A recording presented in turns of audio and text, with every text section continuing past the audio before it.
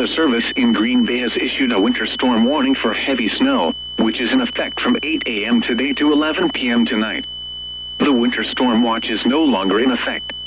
Timing: snow will begin to fall heavily by 8 a.m. and continue throughout the day, tapering off by 11 p.m. Snow accumulations: total snow accumulations of 6 to 10 inches are expected, with localized amounts up to 12 inches in some areas.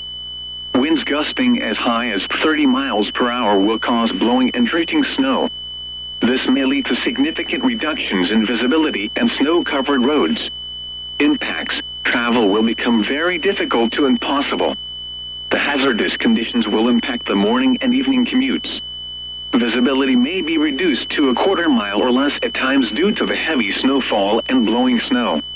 A winter storm warning for heavy snow means that severe winter weather conditions are expected or occurring.